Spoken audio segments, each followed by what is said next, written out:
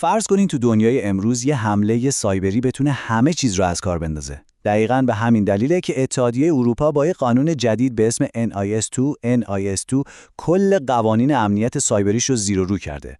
تو این بررسی با کمک تحلیل جامع نیلز واندزن می‌خوایم ببینیم این تغییرات واقعاً چه تأثیری روی زندگی هممون از بیمارستان‌ها گرفته تا کسب و کارها میذاره. خب سوال اینه که اصلا چرا اتحادیه اروپا به یک قانون کاملا جدید نیاز داشت؟ برای جواب دادن به این سوال باید اول ببینیم ابعاد این مشکل چقدر بزرگه، یعنی هزینه‌های سرسام‌آور مالی و حتی انسانی حملات سایبری. این عدد رو ببینید، 5.5 تریلیون یورو. این هزینه جهانی جرایم سایبری فقط تا سال 2020 بوده. یا عدد نجومی. اما نکته تکان دهنده ترش میدونید چیه؟ سرعت رشدشه. این هزینه فقط تو 5 سال بیش از 2 برابر شده.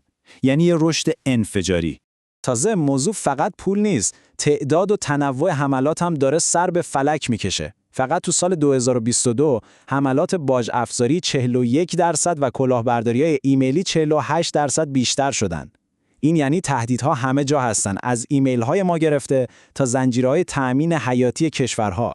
و اینجاست که دیگه بحث عدد و رقم نیست، بحث جون آدماست. این اتفاق تلخ نشون میده که جرایم سایبری دیگه یه مشکل مالی یا داده‌ای نیستن، بلکه یه تهدید مستقیم برای زندگی انسان‌هاست به حساب میان. و همین واقعیت تلخ بود که نشون داد یه قانون جدید و خیلی قوی‌تر لازمه.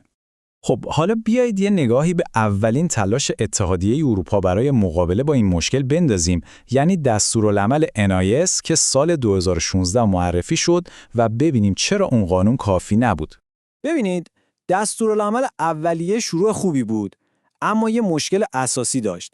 به هر کشور عضو اجازه میداد قوانین رو هر طور که دوست داره اجرا کنه. نتیجهش چی شد؟ یه دفاع تیکه پاره و ناهماهنگ. مثلا یه بیمارستان تو یه کشور حیاتی حساب میشد، اما یه بیمارستان دقیقاً مشابه تو کشور همسایه نه. خب این ناهماهنگی کل سیستم دفاعی اروپا رو ضعیف کرده بود. به خاطر همین مشکلات بود که اتحادیه اروپا تصمیم گرفت دستورالعمل قدیمی رو کلاً کنار بذاره و NIS2 رو معرفی کنه. این فقط یه بروزرسانی ساده نیست، یه بازنگری کامله که برای ساختن یه سپر سایبری خیلی قوی‌تر و هماهنگ‌تر طراحی شده. اینجا یه تغییر نگاه خیلی اساسی اتفاق افتاده. NIS2 دیگه فقط به فکر محافظت از شبکه‌ها و سیستم‌ها نیست. هدف اصلی شده محافظت از آدما. برای همین تعریف امنیت سایبری رو گسترش داده و حالا شامل کاربران و هر کسی میشه که ممکنه از یه تهدید سایبری آسیب ببینه. این واقعاً یه جهش بزرگ تو نوع تفکره. خب حالا بیایید بریم سراغ جزئیات و ببینیم این قانون جدید دقیقاً چی میگه و چه تعهداتی رو برای سازمان‌ها ایجاد میکنه. بیایید از اینجا شروع کنیم که این قوانین حالا شامل چه کسانی میشه. یکی از بزرگترین تغییرات NIS2 اینه که دایره شمولش خیلی بزرگتر شده. حالا سازمان‌ها به 2 دسته تقسیم میشن، حیاتی و مهم. این یعنی چی؟ یعنی دیگه فقط زیرساخت‌های اصلی مثل انرژی و بهداشت تحت پوشش نیستن، بلکه بخش‌های جدیدی مثل خدمات پستی، تولید مواد غذایی و خیلی‌های دیگه هم باید این قوانین سختگیرانه رو رعایت کنن.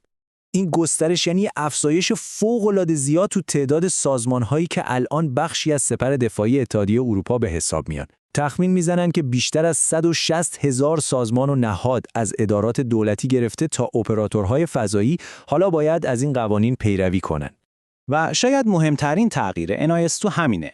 مسئولیت امنیت سایبری دیگه تو لایه‌های میانی سازمان گم نمیشه، بلکه مستقیما میاد روی دوش هیئت مدیره و مدیران ارشد.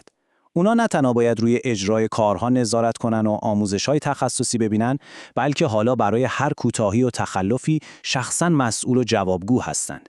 این واقعاً قواعد بازی رو عوض میکنه. این دستورالعمل از همه میخواد که یه رویکرد پیشگیرانه داشته باشن.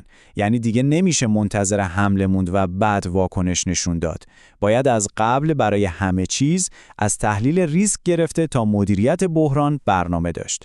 اما یه نکته خیلی جدید و مهم اینجا هست، تأکید ویژه روی امنیت کل زنجیره تأمین. یعنی دیگه امنیت شرکا و تأمین کنندگانتون هم مسئولیت مستقیم شماست. قوانین گزارش‌دهی هم فوق‌العاده سختگیرانه شدن. حالا سازمان‌ها مجبورن خیلی سریع با مقامات ارتباط برقرار کنن. فقط 24 ساعت وقت دارن که یه هشدار اولیه بدن، بعدش ظرف 72 ساعت باید یه گزارش کاملتر ارائه کنن و نهایتاً ظرف 1 ماه باید گزارش نهایی و دقیق رو تحویل بدن. این سرعت عمل برای واکنش هماهنگ در سطح اروپا حیاتیه. و در نهایت بیایید ببینیم NIS2 چطور قراره اجرا بشه و چه چشم‌اندازی برای همکاری و البته چالش‌های امنیت سایبری تو اتحادیه اروپا وجود داره.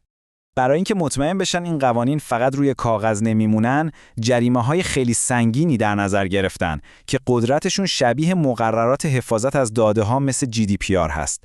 مثلا برای سازمان‌های حیاتی، جریمه‌ها میتونن تا 10 میلیون یورو یا 2% از کل گردش مالی سالانه جهانیشون باشن. این نشون میده که اتحادیه اروپا این بار کاملا جدیه. خب، موفقیت این طرح به همکاری در کل اروپا بستگی داره. به خاطر همین نهادهایی مثل انیزا که آژانس امنیت سایبری اتحادیه اروپا است، قدرتمندتر میشن تا نقش مغز متفکر رو بازی کنن و شبکه‌های جدیدی مثل EU سیکلون هم ایجاد میشن که مثل تیم واکنش سریع اروپا برای بحران‌های سایبری بزرگ عمل کنن. هدف نهایی یه دفاع هماهنگ و یک پارچه است. اما با همه اینها یه سوال بزرگ و اساسی باقی میمونه.